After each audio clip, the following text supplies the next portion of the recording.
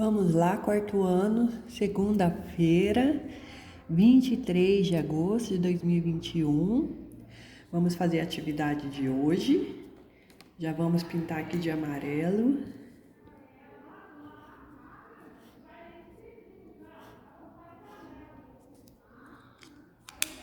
E vamos ver a atividade.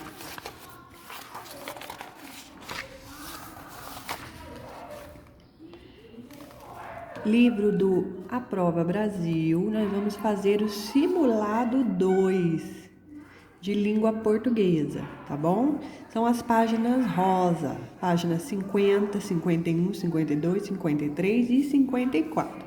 Então, nós vamos fazer o simulado de língua portuguesa hoje e amanhã nós vamos fazer o simulado de matemática. Nós precisamos ler as questões e assinalar as alternativas corretas, tá bom? Nós vamos preencher a folha de resposta, preencher toda a bolinha que corresponde à resposta certa. E só pode pintar uma letra, só uma, tá bom? Senão a resposta vai ser anulada. Depois vocês vão destacar a folha de resposta e devolver dia 27 de agosto aqui na escola, na próxima sexta-feira. Então, vamos ver, página 50, ó. Apostila aqui. Página rosa, tá vendo? Ó, as outras páginas são brancas. Página rosa, simulado 2.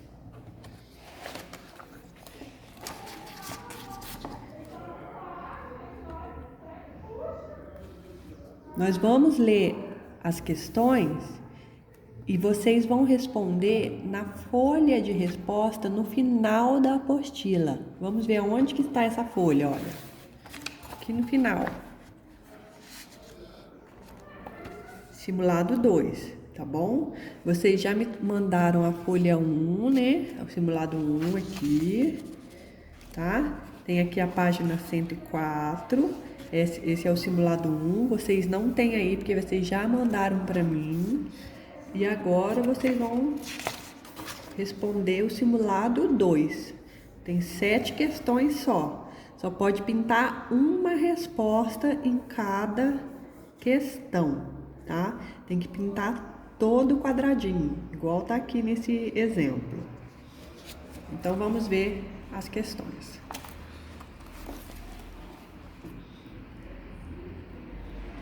Leia o verbete de enciclopédia e responda a questão 1. Atmosfera. A atmosfera, também chamada de ar, é a camada de gás que envolve a Terra. A atmosfera terrestre é constituída de diferentes gases mantidos ao redor do planeta por uma força chamada gravidade. Próximo à superfície, a atmosfera possui por volta de 75% de nitrogênio e 20% de oxigênio. Às grandes alturas, ela é constituída principalmente de hélio e hidrogênio. Ao contrário do que parece, o ar tem peso. Ele é mais pesado ao nível do mar, pois as partículas de gás das camadas mais baixas são pressionadas pelo ar que está em cima delas.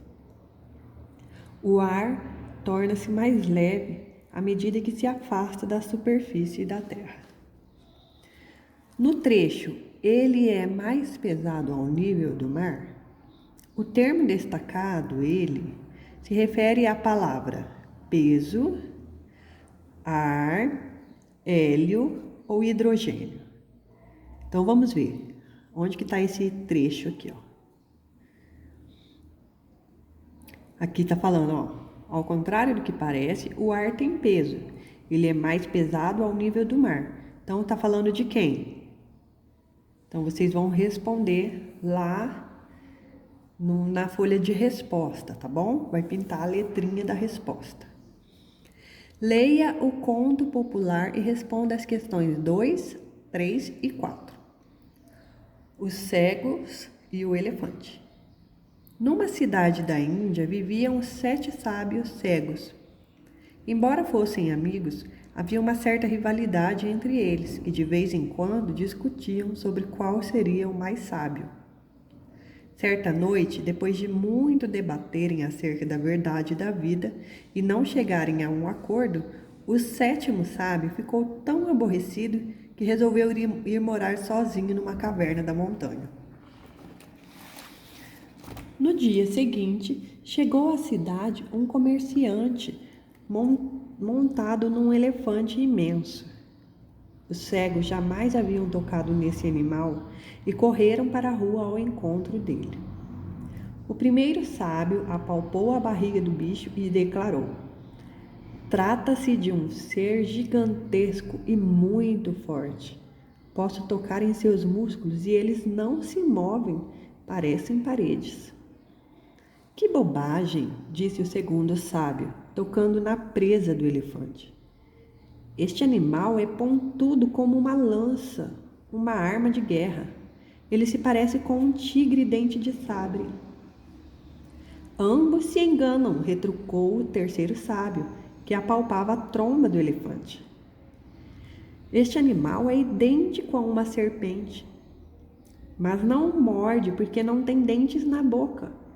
É uma cobra mansa e macia." "Vocês estão totalmente alucinados", gritou o quinto sábio, que mexia nas orelhas do elefante. "Este animal não se parece com nenhum outro. Seus movimentos são ondeantes, como se seu corpo fosse uma enorme cortina ambulante." "Vejam só, todos vocês, mas todos mesmo estão completamente errados", irritou-se o sexto sábio, tocando a pequena cauda do elefante. "Este animal é como uma rocha, com uma cordinha presa no corpo. Posso até me pendurar nele." E assim ficaram debatendo aos gritos os 6 sábios durante horas e horas, até que o sétimo sábio cego, o que agora habitava a montanha, apareceu conduzido por uma criança. Ouvindo a discussão, ele pediu ao menino que desenhasse no chão a figura do elefante. Quando tateou os contornos do desenho, percebeu que todos os sábios estavam certos e errados ao mesmo tempo. Agradeceu ao menino e afirmou: "Assim os homens se comportam diante da verdade. Pegam apenas uma parte, pensam que é o todo e continuam sempre tolos."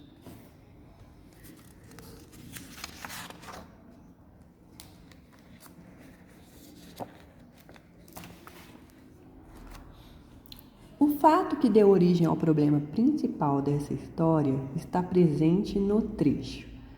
A. Assim os homens se comportam diante da verdade. Pegam apenas uma parte, pensam que é o todo e continuam sempre tolos. B. Numa cidade da Índia viviam 7 sábios cegos. C. No dia seguinte chegou à cidade um comerciante montado num elefante imenso. Ou D. E assim ficaram debatendo aos gritos os 6 sábios durante horas e horas. Então vê qual é a resposta e pinta lá o quadradinho com a resposta no número 2 da folha de resposta, tá bom? 3. De acordo com o texto, o sétimo sábio resolveu ir morar sozinho numa caverna da montanha porque A. Teve uma visão de que um comerciante chegaria à sua cidade montado em um elefante e destruiria tudo por lá. B. Sabia que um dia precisaria voltar para casa para buscar o menino para morar com ele. C. Se achava muito superior aos outros sábios, não querendo mais se misturar com eles. Ou D. Ficou muito aborrecido, já que ele e os outros sábios, após muito debaterem, não chegaram a um acordo acerca da verdade da vida. Então veja qual é a resposta certa e pinta a letra certa lá no número 3. 4. O sétimo sábio afirmou que os outros 6 sábios estavam certos e errados ao mesmo tempo, porque eles A. Sempre descreveram de forma correta apenas uma parte específica do elefante, sem nunca chegarem perto da forma real e completa desse animal. B. Conseguiram descrever corretamente uma parte do elefante, mesmo sendo cegos, o que era visto como algo errado entre o povo. C. Estavam muito confiantes de que estavam certos, mas erraram quando compararam as partes do elefante com as de outros animais. Ou D. Estavam errados sobre o elefante e apenas a criança conseguiu desenhar no chão a forma correta do animal. Então vejam qual é a resposta certa e pintem lá na folha de resposta do número 4. Leia a matéria e responda às questões 5 e 6. Bairro do Limoeiro na vida real. Diretor de Turma da Mônica, Laços, explica escolha de cidade em Minas Gerais como cenário. Poços de Caldas é o cenário da maior parte das cenas do primeiro live action da Turma da Mônica. Além de Poços de Caldas, a equipe fez gravações em Olambra, Mairiporã, Cubatão e Paulínia, no estado de São Paulo. Mas toda a parte do bairro do Limoeiro, que não era das casas, e boa parte da floresta foi gravada em Minas. Apesar das belas paisagens, trazer as filmagens para o interior foi um desafio para toda a equipe. A gente filmou em Poços de Caldas no inverno e fazia frio, mas toda a equipe, todo o elenco estava tão emocionado, com tanta vontade que esse filme desse certo, que tudo foi muito prazeroso, contou Daniel. A atriz que deu vida à dona da turma e da rua, Júlia Benite, não hesitou ao dizer que a cidade mineira foi a preferida das gravações. A gente conheceu a cidade nas gravações e juro, amei muito essa cidade porque é muito tranquila, afirmou. O trecho que apresenta uma opinião no texto é: A gente filmou em Poços de Caldas no inverno. B. Que tudo foi muito prazeroso. C. A gente conheceu a cidade nas gravações. Ou D. Poços de Caldas é o cenário da maior parte das cenas. Então veja qual a resposta certa e pinta lá no número 5. 6. A atriz que fez a Mônica no filme gostou muito de Poços de Caldas, porque A. A cidade lembra o bairro do Limoeiro. B. Já havia visitado a cidade anteriormente. C. Fazia muito frio durante as gravações. Ou D. Achou a cidade bastante tranquila. Então veja qual a resposta certa e pinta lá no número 6.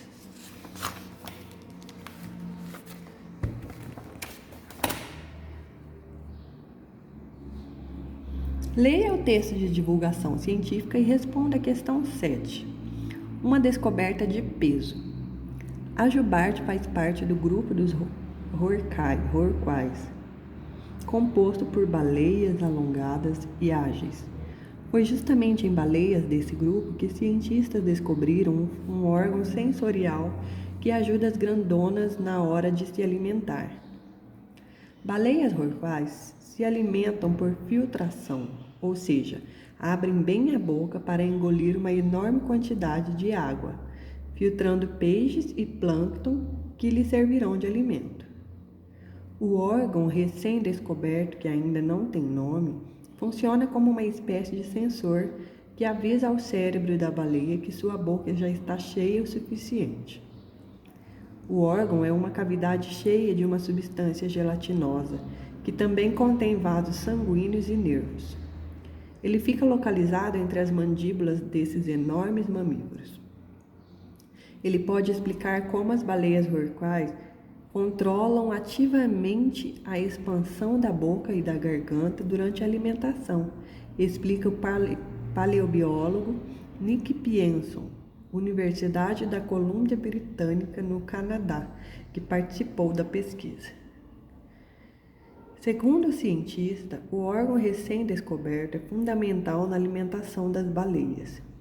E é possivelmente aí que está o segredo do enorme tamanho desses animais. Acredito que a alimentação por filtragem é um dos fatores que permitiram que os rorquais evoluíssem para o grande tamanho de seus corpos, aposta Nick. Uma frase do texto que expressa uma opinião é: letra A. A jubarte faz parte do grupo dos rorquais, composto por baleias alongadas e ágeis. Letra B. Baleias rorquais se alimentam por filtração, ou seja, abrem bem a boca para engolir uma enorme quantidade de água, filtrando peixes e plâncton que lhes servirão de alimento. Letra C. O órgão é uma cavidade cheia de uma substância gelatinosa que também contém vasos sanguíneos e nervos. Letra D. Acredito que a alimentação por filtragem é um dos fatores que permitiram que os rorquais evoluíssem para o grande tamanho de seus corpos. Então, nós terminamos de ler aqui as atividades, tá bom? Vocês podem destacar essa folha do simulado 2. Destaca ela. E conforme vai lendo as atividades, vai pintando a resposta, tá bom? Até amanhã.